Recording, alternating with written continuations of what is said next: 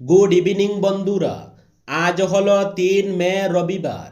আজকের বরাক উপত্যকা তথা আসামের শ্রীভূমি, শিলচর, হাইলাকান্দি এবং ভারতের বিভিন্ন প্রান্তের আজকের সন্ধ্যার বিশেষ বিশেষ খবরগুলি হলো: ভোট গণনার একদিন বাকি থাকতেই দক্ষিণ করিমগঞ্জে রাজনৈতিক আবহ ক্রমেই উত্তপ্ত হয়ে উঠছে। বিভিন্ন রাজনৈতিক দলের কর্মী সমর্থকদের মধ্যে উৎকণ্ঠা চরমে পৌঁছেছে।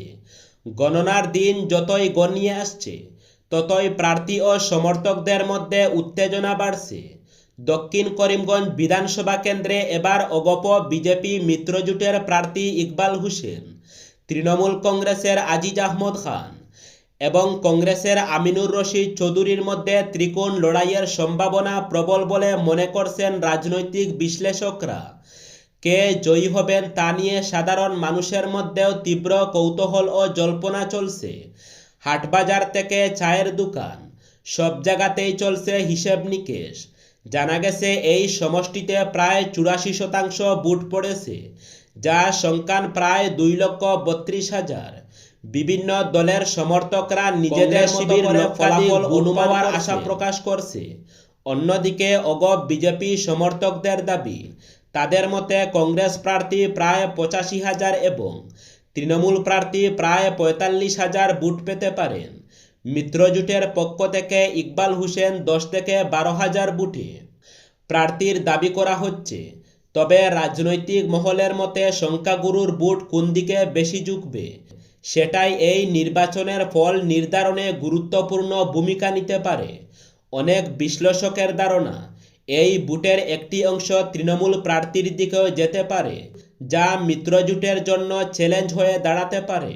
সব মিলিয়ে মুসলিম অধ্যুষিত দক্ষিণ করিমগঞ্জে ত্রিকোণ লড়াইয়ের সম্ভাবনা প্রবল। কংগ্রেস, তৃণমূল কংগ্রেস ও অগপ বিজেপি তিন পক্ষেই জয়ের ব্যাপারে আশাবাদী। তবে চূড়ান্ত ফলাফল জানা যাবে আগামীকাল। সেই দিন পর্যন্ত গভীর উৎকণ্ঠায় তথা অপেক্ষায় গোটা দক্ষিণ করিমগঞ্জ। ভোট গণনার একদিন বাকি থাকতে রাজ্যে এনডিএ কতটি আসনে বাজিমাত করে সরকার গড়বে তা নিয়ে মুখ্যমন্ত্রী হিমন্ত বিশ্ব শর্মা এবং বিসিটি প্রধান হাগ্রামা মহিলারির স্পষ্ট মতপার্থক্য সামনে উঠে এলো। নির্বাচনী প্রচারের শুরু থেকেই মুখ্যমন্ত্রী জোর গলায় দাবি করে আসছেন, এবার 90 থেকে 100টি আসনে জয় ছিনিয়ে নিতে সক্ষম হবে এনডিএ। সেখানে এনডিএর অন্যতম শরিক দল বিপিএফ প্রধান হাগ্রামা মহিলারি বলছেন, 80টির বেশি আসনে বাজিমাত করে বিজেপির নেতৃত্বেই এনডিএর সরকার হবে। এমনকি বিসিটির 15টি আসন এনডিএর ঝুলিতে আসবে বলে দাবি করেন তিনি। প্রচারের শুরু থেকেই মুখ্যমন্ত্রী বলে আসছেন, কেন্দ্র পুনর্বিন্যাসের পর সমীকরণ অনেকটাই পাল্টে গেছে।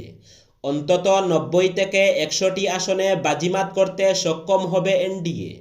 এরপর নির্বাচনের দিন গণিয়ে আসতেই বেশ আত্মবিশ্বাসের সুরে মুখ্যমন্ত্রী বলেন, 95 থেকে 100টি আসন জিতে এনডিএ সরকার গড়বে।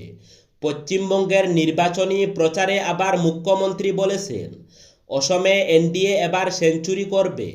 কিন্তু সেখানে বিসিটি প্রধান হাগ্রামা মহিলারি শুক্রবার সাংবাদিকদের বলেন, 80টির বেশি আসন জিতবে এবার এনডিএ, বিজেপির নেতৃত্বেই হবে সরকার।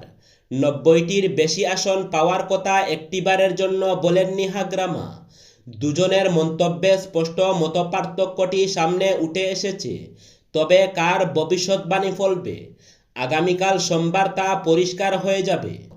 অসম বিধানসভা সাধারণ নির্বাচন 2026-এর ভোট গণনাকে সামনে রেখে জনশৃঙ্খলা বজায় রাখা ও শান্তিপূর্ণ পরিবেশ নিশ্চিত করতে কাছাড় জেলা প্রশাসন সমগ্র জেলা জুড়ে কঠোর বিধিনিষেধ জারি করেছে।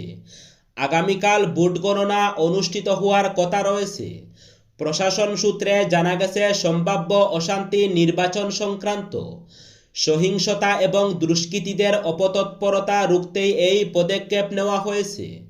পরিস্থিতির গুরুত্ব বিবেচনায় জেলা ম্যাজিস্ট্রেট আয়ুষ গর্গ, আইএএস ভারতীয় নাগরিক সুরক্ষা সংহিতা বিএনএসএসবি 2023-এর দ্বারা 163 অনুযায়ী এই নির্দেশ জারি করেছেন।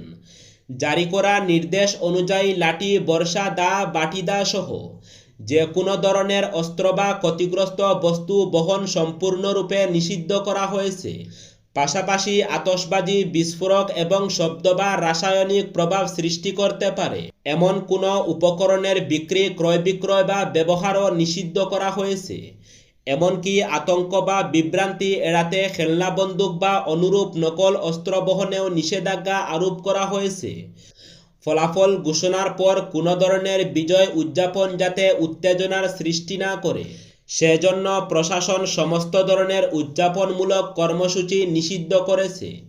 কাছাড় জেলার 7টি বিধানসভা কেন্দ্রের কোথাও কোনো রাজনৈতিক দল, প্রার্থী বা সমর্থকদের বিজয় মিছিল, জনসমাবেশ বা উৎসব পালনের অনুমতি দেওয়া হবে না। পরিস্থিতির সংবেদনশীলতা বিবেচনায় এই নির্দেশ অবিলম্বে কার্যকর করা হয়েছে এবং পরবর্তী নির্দেশ না দেওয়া পর্যন্ত তা বলবৎ থাকবে। জেলা প্রশাসনের পক্ষ থেকে সকল নাগরিক ও রাজনৈতিক দলগুলির প্রতি আহ্বান জানানো হয়েছে তারা যেন পূর্ণ সহযোগিতা করে এবং ভোট গণনার সময় শান্তি ও শৃঙ্খলা বজায় রেখে গণতান্ত্রিক প্রক্রিয়াকে সুষ্ঠুভাবে সম্পন্ন করতে সহায়তা করেন। 200-র বেশি আসন নিয়ে তৃণমূল জিতবে বলে জানালেন মমতা বন্দ্যোপাধ্যায়। কাউন্টিং এজেন্টদের নিয়ে বৈঠকে একথা বললেন মমতা। হাতে মাত্র একটা দিন বাকি, সোমবারই 26-এর বিধানসভা নির্বাচনের ফলাফল প্রকাশ। তার ঠিক আগে শনিবার কাউন্টিং এজেন্টদের নিয়ে ভার্চুয়াল বৈঠক করলেন মমতা বন্দ্যোপাধ্যায়, অভিষেক বন্দ্যোপাধ্যায়। সূত্রের খবর, বৈঠকে তৃণমূল সুপ্রিমো এজেন্টদের বার্তা দিয়েছেন তৃণমূল 200-র বেশি আসনে জিতছে। কোনো কেন্দ্রে জয়ের ব্যবধান কম হলে এজেন্টদের পুনঃগণনার দাবি তুলতে হবে। এছাড়া ভোটের সময় যে কর্মীরা আক্রান্ত হয়েছেন তাদের পরে পুরস্কৃত করা হবে বলে ঘোষণা করেছেন দলনেত্রী। তার বার্তা, আগামীকাল যতক্ষণ না তিনি নিজে সাংবাদিক বৈঠক করে জয়ের ঘোষণা করছেন ততক্ষণ কোনো এজেন্ট যেন গণনা কেন্দ্র ছেড়ে না বেরিয়ে আসেন। দক্ষিণ করিমগঞ্জের প্রাণকেন্দ্র নিলামবাজার যাত্রাপুর রোডের কৃত্রিম বন্যায় জনজীবন একেবারেই বিপন্ন করে তুলেছে। অভিযোগের তীর বিধায়ক সিদ্দিক আহমদের দিকে। দীর্ঘদিন থেকে যাত্রাপুর রোডের নিকাশি ব্যবস্থা বন্ধ থাকায় কৃত্রিম বন্যায় প্রতিদিন হাজার হাজার স্কুল, কলেজ, অফিস, আদালত যাত্রী দুর্ভোগের শিকার। স্থানীয় প্রশাসন তথা জেলা কমিশনারের কাছে বারবার অভিযোগ জানানো সত্ত্বেও আজ পর্যন্ত হাল ফেরেনি। যাত্রাপুর রোডের হাল ফেরাতে নিলামবাজার জেলা পরিষদ সদস্য অভিজিৎ রায়ের কাছে বিহিত পদক্ষেপ করার জন্য অনুরোধ জানিয়েছেন ভুক্তভোগী জনসাধারণ। নিলামবাজার যাত্রাপুর রোডের পুরনো ড্রেনের স্বচ্ছতা নিয়ে দক্ষিণ করিমগঞ্জের বিধায়ক সিদ্দিককে দায়ী করছেন ভুক্তভোগী জনগণ।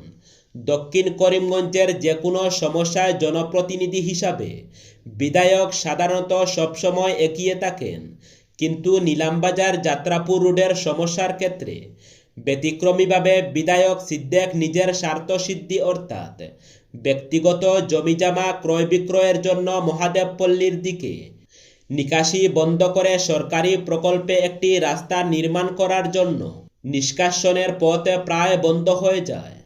এজন্য সামান্য বৃষ্টি হলে যাত্রাপুর রোডে অবাঞ্ছিতভাবে কৃত্রিম বন্যার সৃষ্টি হয় এবং জনগণকে নানা দুর্ভোগ পোহাতে হচ্ছে। বিগত দিনে বিধায়ক সিদ্দিক আহমদকে এ ব্যাপারে অবহিত করা হয়েছে। তিনিও এই সমস্যা সমাধানে বারবার জনগণকে আশ্বস্ত করলেও বাস্তবে কোনো ব্যবস্থা নেননি। যাত্রাপুর রোডে কৃত্রিম বন্যাসহ বিভিন্ন সমস্যা নিয়ে নিলামবাজার জেলা পরিষদ সদস্য অভিজিৎ রায়, নিলামবাজার পারমপাশা জিপি সভানেত্রী প্রতিনিধি রাজু পাল, নিলামবাজার বাহাদুরপুর জিপির এপি সদস্য জীবিতেশ দাস, বাহাদুরপুর জিপি সভানেত্রী প্রতিনিধি আলতাফ হোসেন, গ্রুপ সদস্য জ্যোতিষ্ক পোদ্দার সহ এলাকার সচেতন ব্যক্তি ও তৎকালীন সার্কল অফিসার কে ঈশান সিংকে নিয়ে বিধানসভা নির্বাচনের আগে নিলামবাজার সার্কল অফিস প্রাঙ্গণে এ বিষয়ে আলোচনা করে শ্রীভূমির জেলা কমিশনারকে অবহিত করা হয়। জেলা কমিশনার উপযুক্তভাবে তদন্ত করে বিহিত ব্যবস্থা নেওয়ার জন্য নিলামবাজারের সার্কল অফিসকে দায়িত্ব দেন, কিন্তু বর্তমানে সার্কল অফিসার বদলি হয়ে নতুন আধিকারিক এলেও যাত্রাপুর রোডের কৃত্রিম বন্যার সমস্যা কোনো হাল ফেরেনি। 70টি এটিএম কার্ড সহ 2 প্রতারককে পাকড়াও করেছে রামকৃষ্ণনগর পুলিশ। শনিবার কাকপুরে কাচার জেলায় অভিযানে যায় পুলিশ। নেতৃত্বে ছিলেন রামকৃষ্ণনগর থানার ওসি প্রিয়ব্রত শর্মা। এদিন 70টি এটিএম কার্ড সহ 2 জন চোরকে পাকড়াও করে পুলিশ। দুজনের বাড়ি কাচার জেলায়। একজনের নাম জাবির আহমেদ, বাড়ি বাঁশকান্দি ও অপরজন আকবর হোসেন লস্কর, বাড়ি নিট এলাকায়। রামকৃষ্ণনগর পুলিশ এই দুজনকে ধরে থানায় নিয়ে এসেছে। পুলিশ পুরো দিনব্যাপী তাদেরকে জিজ্ঞাসাবাদ করে চলেছে।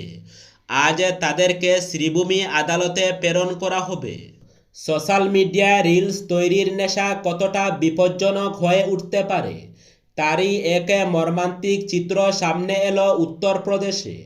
বন্ধুদের সঙ্গে আনন্দ করতে গিয়ে কয়েকজন শিশুর জীবনে নেমে আসে চরম বিপর্যয়। কেউ আহত, কেউ প্রাণ হারিয়েছেন। আবার দুজনকে দীর্ঘক্ষণ মৃত্যুভয়ে জলের ট্যাঙ্কের উপর আটকে থাকতে হয়েছে। শেষ পর্যন্ত ভারতীয় বিমান বাহিনীর তৎপরতায় সফল হয় নাটকীয় উদ্ধার অভিযান। ঘটনাটি ঘটেছে উত্তরপ্রদেশের সিদ্ধার্থনগর জেলার কানসিরাম আবাসিক কলোনিতে। শনিবার রিলস ভিডিও বানানোর উদ্দেশ্যে 5 জন শিশু একটি উঁচু জলের ট্যাঙ্কে উঠে। হঠাৎই ট্যাঙ্কে উঠার মই ভেঙে পড়লে বড়সড় দুর্ঘটনা ঘটে। সিদ্ধার্থ, শনি ও গুলু নিচে পড়ে যায়। গুরুতর জখম হয়ে সিদ্ধার্থের মৃত্যু হয়। আহত শনি ও গুলুকে দ্রুত হাসপাতালে ভর্তি করা হয়। চিকিৎসকদের মতে তাদের অবস্থা বর্তমানে স্থিতিশীল।